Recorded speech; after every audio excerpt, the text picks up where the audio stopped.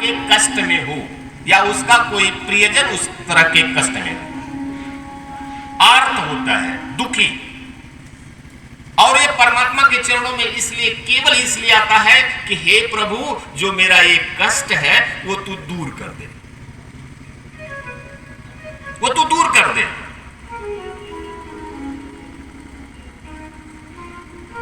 ये होता है आर्त। और ये दोनों प्रकार के भक्त सकाम भक्ति के अंतर्गत आते हैं, क्योंकि दोनों प्रकार के भक्तों की कोई न कोई भौतिक कामना होती है, कोई न कोई कष्ट होता है, कोई न कोई दुख होता है, जिसके लिए वो परमात्मा की शरण में आते हैं। और जिस दिन वो प्राप्त कर लेते हैं, फिर उनका और परमात्मा का संबंध अलग अलग हो जाता है। तीसरे प्रकार का भक्त होता है जिज्ञासु, जिसके अंदर ये जानने की इच्छा होती है कि ये परमात्मा है कौन, इस ब्रह्मांड की रचना किया किसने, जो इस ब्रह्मांड की रचना किया है, जो इस सुंदर छटा को, जो इस सुंदर दृश्य को, जो इस सुंदर संसार को बनाया है, वो कितना सुंदर होगा। क्या मैं उसको देख सकता हूं? क्या मैं उसको जान सकता हूं? जिस परम पिता ने इस सृष्टि की रचना की है, जो कड़कड़ को बनाया है, जो चर अचर को बनाया है, वो है कौन? क्या हम उसको जान सकते हैं?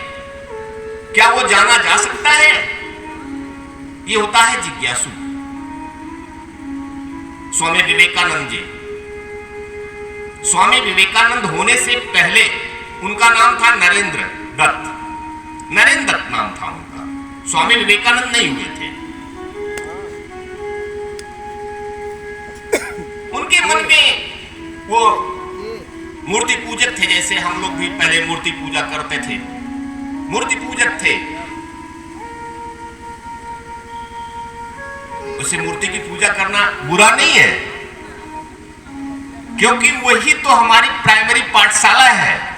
हम जब केजी में पढ़ने आते हैं, नर्सरी में जब पढ़ने आते हैं, तो हमारे टीचर हमको पढ़ाते हैं ए फॉर एप्पल। हमको ए नहीं दिखता, केवल एप्पल दिखता है। हमारी टीचर पढ़ाती है क से कबूतर, तो बच्चा कबूतर देखता है। और पहली जब कक्षा में आता है तो उसका परिचय एप्पल सेव से होता है, कबूतर से होता है, ए से नहीं होता, क से नहीं होता।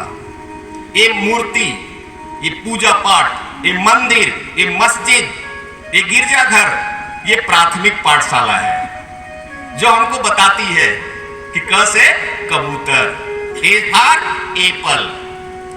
अच्छा, बच्चा वो एलकेजी में चला जाए, यूकेजी में चला जाए, 1 में चला जाए, अब वही पढ़े ए फॉर एप्पल, क से कबूतर, तो वो कैसा छात्र कहलाएगा? रे भैया 3 साल पढ़ लिए, 4 साल पढ़ लिए, आज भी वही बोलोगे ए फॉर एप्पल? नहीं, जैसे जैसे उसकी बुद्धि विकसित होती है, एप्पल गायब हो जाता है, ए पकड़ में आ जाता है। फिर एप्पल की जरूरत नहीं पड़ती, ए को रिकॉग्नाइज कर लेता है। फिर कबूतर की जरूरत नहीं पड़ती, क को पहचान लेता है, ये क है। फिर नहीं कहता कि क से कबूतर, वो क को देखता है।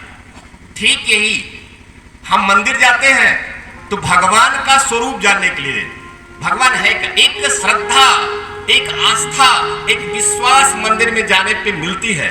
बट अगर हम वहीं तक सीमित रह गए तो हम फिर नर्सरी के नर्सरी में रह गए, पूरी जिंदगी नर्सरी में रह गए। लेकिन जब हमने उसको रिकॉग्नाइज किया, पहचान किया, तो आगे बढ़ेंगे। तो स्वामी जी के मन में 3 प्रश्न उठे। पहला प्रश्न, क्या ईश्वर होता है? दूसरा प्रश्न, क्या उसको देखा जा सकता है? और तीसरा, जिससे पूछते थे उससे कहते थे क्या आप दिखा सकते हैं? और इन 3 प्रश्नों को लेकर के नरेंद्र दत्त अपने देश के कोने कोने में घूम डाले। 2 प्रश्न का उत्तर तो उनको सकारात्मक मिलता था कि ईश्वर होता है, सभी लोग कहते थे कि होता है। ईश्वर को देखा जा सकता है, ये भी लोग कहते थे हाँ ईश्वर को देखा जा सकता है। लेकिन तीसरा जब प्रश्न आता था क्या आप दिखा सकते हैं, तो नहीं,